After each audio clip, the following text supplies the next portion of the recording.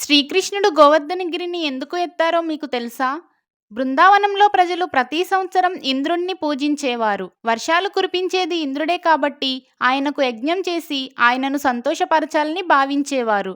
ఒకరోజు చిన్ని కృష్ణుడు ఇలా అడిగారు: మనకు ఆహారం ఇస్తుంది గోవర్ధనగిరి, మన పశువులకు గడ్డి ఇస్తుంది ప్రకృతి.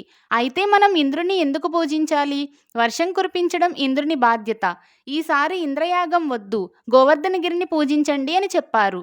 గోకులంలో ప్రజలు కృష్ణుడి మాట విని ఇంద్రపూజను ఆపి గోవర్ధనగిరిని పూజించారు. దాంతో కోపించిన ఇంద్రుడు భారీ వర్షాలు కురిపించారు. సుడిగాళ్ళు, భయంకరమైన వరదలు వచ్చాయి. ప్రజలు భయపడ్డారు. అప్పుడు చిన్ని కృష్ణుడు తన చిన్న వేళ్లతో గోవర్ధనగిరిని ఎత్తి గోకులంలో అందరికీ ఆశ్రయం ఇచ్చారు. 7 రోజుల పాటు కృష్ణుడు గోవర్ధనగిరిని ఎత్తి ప్రజలను రక్షించారు. ఇంద్రుడు తన పొరపాటు గ్రహించి కృష్ణుణ్ణి క్షమించమని ప్రార్థించారు. అప్పటి నుంచి కృష్ణుణ్ణి గోవర్ధనధారి అని పిలుస్తారు. ఇలాంటి మరిన్ని వీడియోస్ కోసం మన ఛానల్ని లైక్ చేసి, సబ్స్క్రైబ్ చేసి, షేర్ చేయండి.